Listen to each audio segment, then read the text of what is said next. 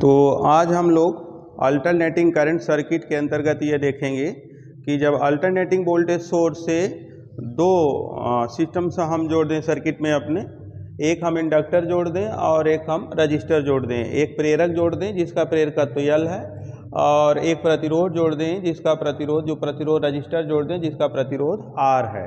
तो इसमें जो है हम दोनों को आपस में जोड़ेंगे जो स्थिति होगी और इसे ले जाकर के एक सिरे को अल्टरनेटिंग वोल्टेज सोर्स के एक सिरे से जोड़ देंगे और अगले को अल्टरनेटिंग वोल्टेज सोर्स से दूसरे सिरे से जोड़ देंगे और इसमें जो अप्लाइड वोल्टेज होगा V=V0 sin ओमेगा t होगा। ये AC वोल्टेज सोर्स जो अप्लाई हमारा हो रहा है यही है। तो यहाँ पर क्या होगा कि आरोपित जो वोल्टेज हमारा है V=V0 sin ओमेगा t है। तो आरोपित वोल्टेज है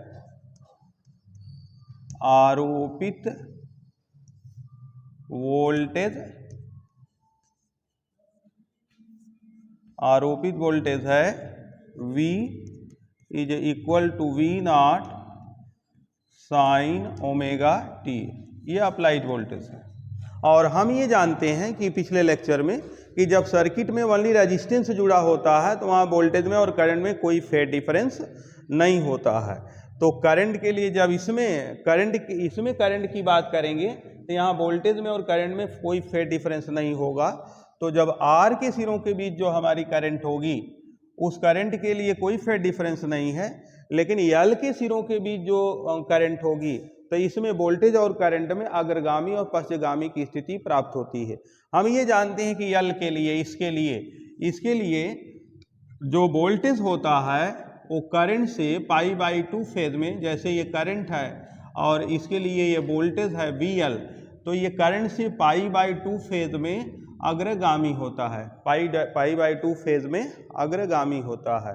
और रेजिस्टेंस के लिए जो स्थिति होती है इसमें वोल्टेज में और करंट में कोई फेज डिफरेंस नहीं होता है।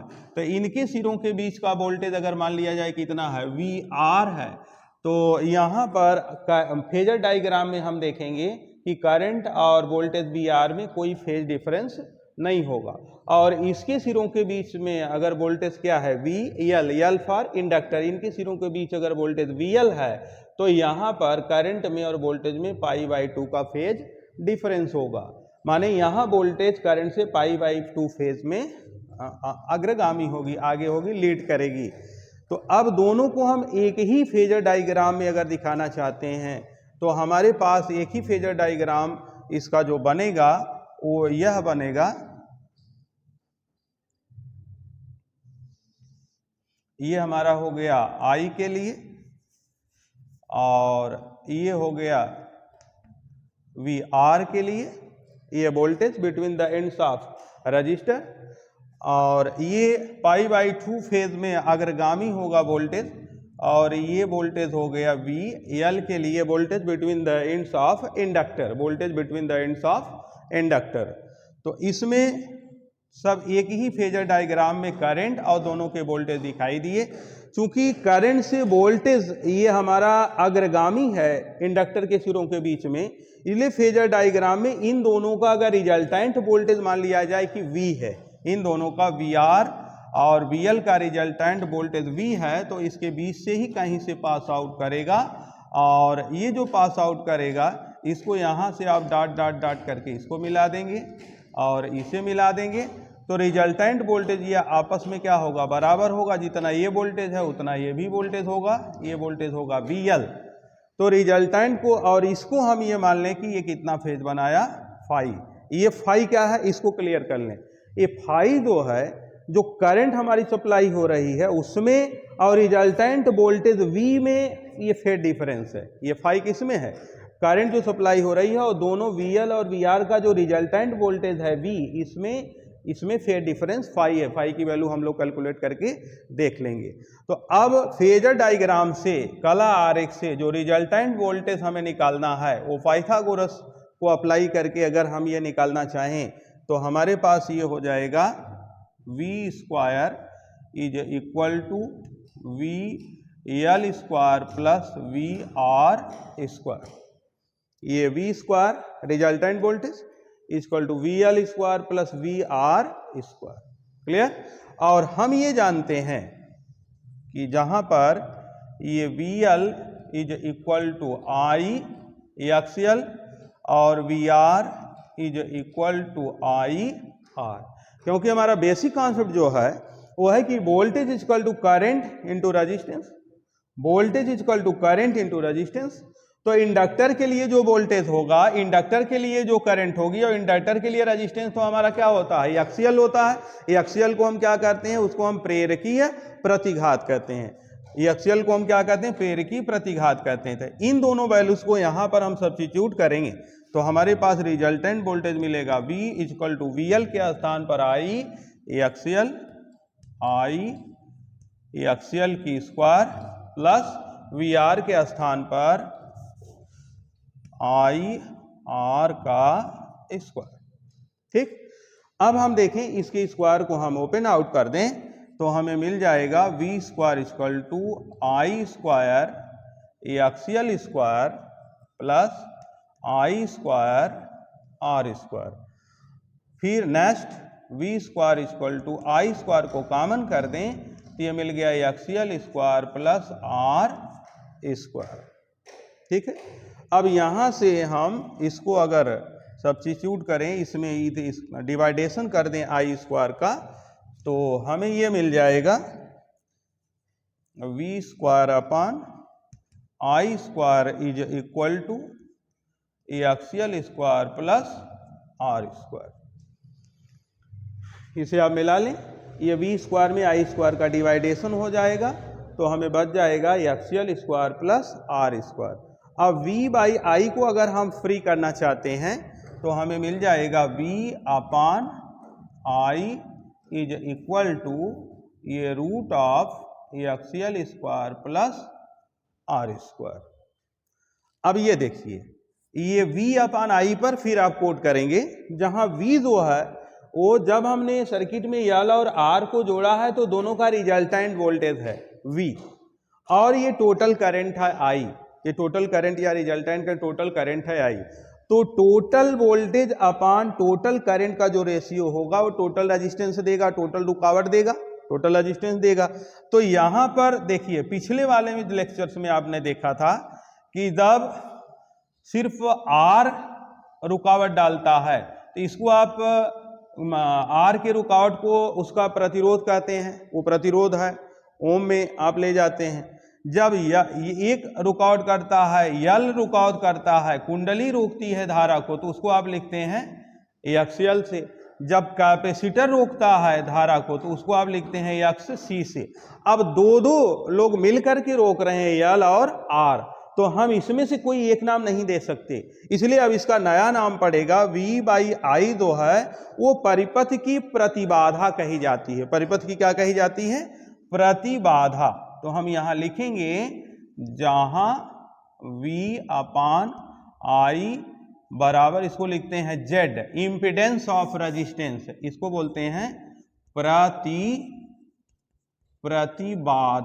इसको बोलते हैं प्रतिबाधा, इम्पीडेंस,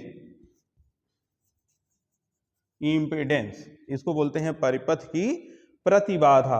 तो हमें परिपथ की प्रतिबाधा जो मिल गई, ये V अपान आई के स्थान पर ये मिलेगा हमें Z is equal to root of XL square plus R square. जहां ये भी अगर हम सब्स्टिट्यूट करना चाहते हैं तो हमें मिल जाएगा XL equal to omega L, जो कि पीछे के लेक्चर में आपने पढ़ा है, XL equal to omega L. तो अब एक्सियल की जगह पर हम क्या रख सकते हैं, हम रखते हैं Z इज इक्वल टू ये रूट ऑफ ओमेगा एल की स्क्वायर प्लस आर स्क्वायर। ये इतनी, इस स्थिति में इस सर्किट में जो हम लोगों ने जोड़ा एल और आर को, जो वोल्टेज अप्लाई किया अल्टरनेटिंग, ये इस परिपथ में इतनी ज़्यादा, यही इतनी प्रतिबाधा काम करेगा।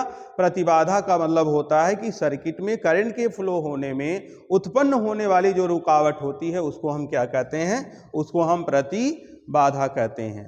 तो इसका अब हम ये देखें कि जो ये रिजल्टेंट वोल्टेज आया है, ये रिजल्टेंट वोल्टेज कहीं ना कहीं करंट के साथ ये फाई फेज डिफरेंस बनाया हुआ है।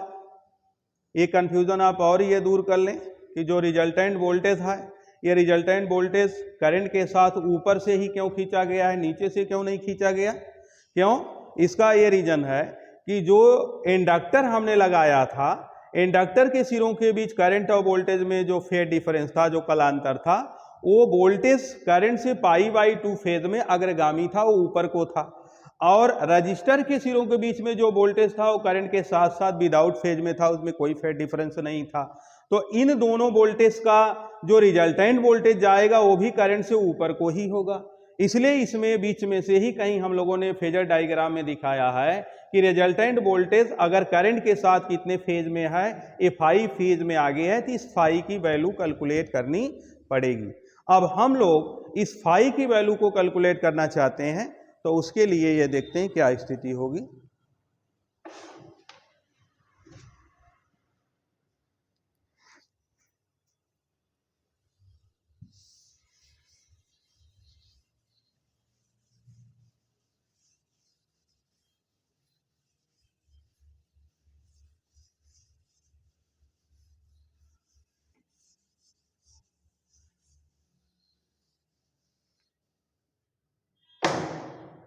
तो यहां हम दिखा दें, यदि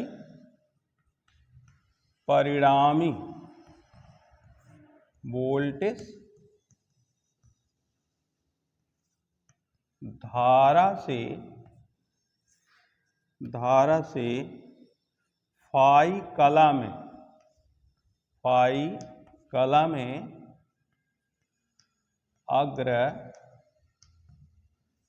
अग्रगामी हो, तब हम ये कंसिडर कर रहे हैं कि जो ये परिणामी वोल्टेज हमारा है, अगर ये धारा से जो ये करंट है इससे फाई फेज में, फाई कला में अग्रगामी हो, तो यहाँ से हम tan फाई को कैलकुलेट करेंगे। tan फाई की क्या स्थिति आएगी, तब हम यहाँ देखेंगे इस फिगर से tan फाई, और जहाँ बार बार कोट करिए कि फाई क्या है। फाई जो रिजल्टेंट वोल्टेज है करंट से फाई फेज में, वो अग्रगामी हम लोगों ने कंसिडर किया है कि अगर ये इतनी स्थिति पे है तो उस फाई की वैल्यू कैलकुलेट हो रही है। तो tan फाई, तो tan बराबर आपका क्या होगा, लंब बटे आधार, लंब बटे आधार, तो ये हो जाएगा VL के अपान VR, VL अपान इधर जो है आपका क्या है VR है, और ये क्या है आपका VL है, आमने सामने ये बराबर है, तो ये क्या है आपका VL है, तो VL अपान VR। और फिर VL इक्वल टू, आप फिर जानते हैं कि VL equal to I XL और VR इक्वल टू IR, तो हम VL के जगह पर सब्स्टिट्यूट करें तो tan phi is equal to, ये VL के जगह पर हम रखें तो कितना रखेंगे I एक्सियल, और VR के स्थान पे रखें IR। ऐसा क्यों हो रहा है, आपको बार बार कोट किया जा रहा है कि VL is equal to I XL and VR is equal to IR। Clear? तो VL के जगह पर आपने क्या किया, I एक्सियल रख दिया, और VR के स्थान पर आपने क्या कर दिया, IR रख दिया। तो यहाँ से I और I कैंसिल आउट हो जाएगा, और एक्सियल इक्वल टू क्या होगा, XL is equal to omega L, XL equal to क्या होगा, ओमेगा L। ये पिछले लेक्चर में आपने देखा, जब सर्किट में ओनली आप क्या कर रहे थे, जब परिपथ में सिर्फ L जोड़े हुए थे, तो उस समय के लिए जो L जोड़े थे तो इसकी रुकावट जो आई थी, एक्सियल इक्वल टू आया था ओमेगा L। तो एक्सियल इक्वल टू आप रख देंगे ओमेगा L, तो आपको मिल जाएगा ये tan phi is equal to omega L के upon R, tan phi equal to omega L के अपान R।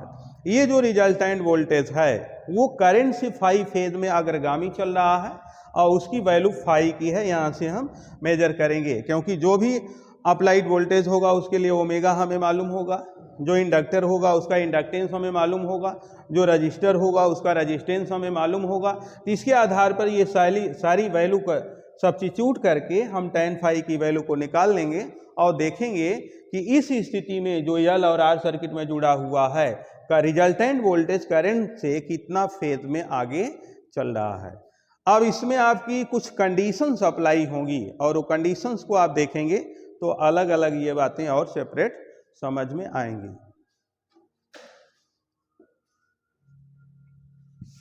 तो इसकी केसेस को देखते हैं हम।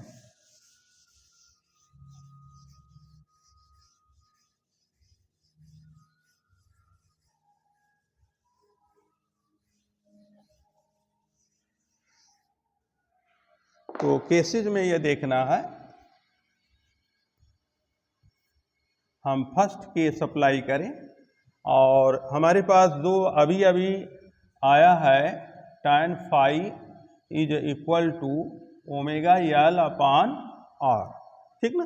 तो tan phi equal to omega L upon R आया, तो उसमें हम देखें पहली केस में अप्लाई करें if L is equal to 0। अगर L 0 हो जाए, अगर यहाँ से इंडक्टेंस 0 हो जाए, इसका मतलब कि जो हम लोगों ने इंडक्टर लगाया है, inductor have no any inductance, inductor के पास कोई इंडक्टेंस नहीं हो, ऐसा नहीं होगा। अगर इंडक्टर है तो इंडक्टेंस जरूर रखेगा।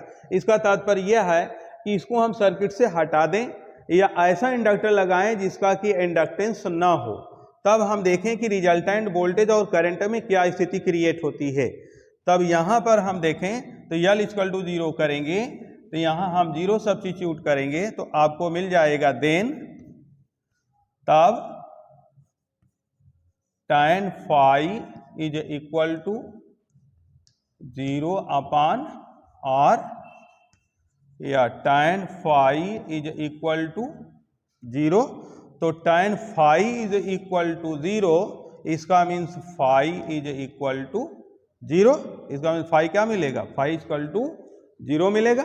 इसका तात्पर्य यह हुआ कि इधर फेजर डायग्राम को आप देखें, फेजर डायग्राम में ये हमारी करंट है और ये रिजल्टेंट वोल्टेज है, ये रिजल्टेंट वोल्टेज V है और ये phi था, ठीक।